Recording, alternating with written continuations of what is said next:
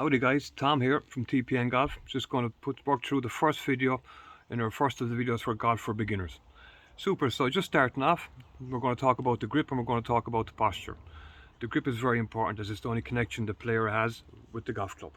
Okay, so we're going to get that right. So let's have a quick chat about that. Now, anyone who's left-handed, just think the opposite. So when I say left, think right. Super, so here we go.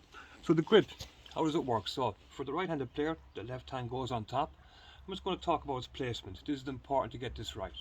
So it's going to give you a quick picture about where he wants to be. You can see where I've placed him my left hand across my fingers, and this pad then is going to go over the top and make a fist. You see what I'm doing there? I'm just rolling over. Okay, a good little way to get the feeling of this would be to use this little method. Use this little finger here, and then use this pad here. And what we're going to do is we're going to place the club here, and then we're going to place him here and put this pad on top. When we do that properly, you can see what happens. He's in under here, and these three fingers aren't really needed at all. When you let your arm hang, you'll feel the weight of the club and you'll be able to use your wrist as a hinge. That method there. That'll be a brilliant little method to get the feel of where the right placement is. It might feel a bit awkward starting off, but it'll improve quick. When we just wrap the hand in around, we can have a quick look from the top. So as a player, when you're looking down, what you're trying to see is this little groove that's here. He should point towards your right shoulder. Perfect. Another good way of looking at it is when you're looking down, you should be able to see one knuckle, two knuckle. That'll be telling you you're not far off. You're more in the right place there. If it was too far over, you can see now 1, 2, 3 knuckles. That would be regarded as being a bit strong. This way, you can see here, we don't see any knuckles. And we can see the fingers, which be regarded as weak. So a good way of thinking is that when you're looking down, when you get that position, you can really only see the tops of the fingers. If you can see your fingers here, then it's not in a good place. Just let them slide around in under, and you can see, and then they get hidden by the club. That feeling. On the right hand, then you're just thinking about this little groove here.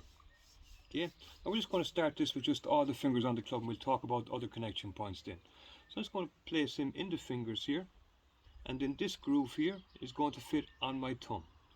You see what I'm doing there? I'm just letting him fit on the thumb. Super, just that feeling there. So essentially you can see when I open up in both my hands, they're running across the fingers and then they match up. Okay, when you have that grip on, then this V shape here, that will also run to your right shoulder. Then you know you're perfect. Super. Okay, dogs, so let's talk about connections. At the moment I'm just using all my fingers. We have two other options. The other one is what we call an overlap, which is the small finger on the right hand just lays in there. The other one we have then is what we call that one. It's an interconnect. They match together, they lock up, and that gives you the same feeling then of connection. Again, this part remains stable. We're always looking for that, no matter which grip we have. We're looking to be in the fingers and to wrap around. Okay, now the posture, we're just going to talk about that quickly as well. So the posture we're looking for would be this kind of a feeling. When we have our grip right, I'm just going to turn sideways, and we stretch our arms out straight. Well, first thing we're looking at here is the club square to me? And what I mean by that is this part coming flat and then back towards me. If it's a bit this way, you can see it's now angling that way. Wouldn't be great. This way is open. That wouldn't be good either. Neutral. Perfect. Okay, anything that's going to go wrong then is going to go wrong with the movement. Super. So from that position then we're thinking about a posture. We point out and we start to bend from the hip until I come down to the ground. When I get there, I just do a little bend of the knees. There. Now the key thing I'm looking for here is that my back doesn't bowl over. See the way it's curved? That wouldn't be good, not going to help us. That'd be perfect. A good posture. Then we move around and get comfortable. The distance from the ball is kind of automatic when you do that drill, but just to talk about it, it's one hand can get in here without any real hitting. If it was too much, you'd be hitting off things and trying to get in and out. Wouldn't help us. Too far away, I'd be able to go with circles in here, not good either.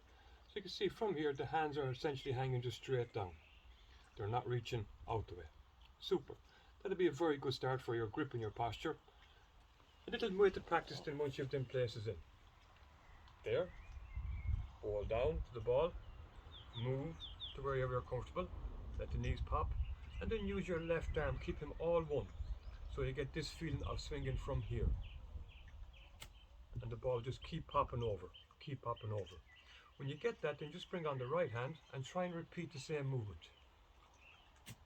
There, you can see how I'm keeping the club under control at all times. I'm not letting them go flying up. I'm not letting them do any of them little things that we would do if we had a ball in our hand. We would essentially go back and up. Okay, see the hand? We're not trying to get that, we're trying to do the opposite. That feeling there. That'll work brilliant, just to give you the feel of the right grip, the right posture, and a little way to practice that. You'll end up making a shot out. This is what we call a chip shot. Work on that and see how you get on with it.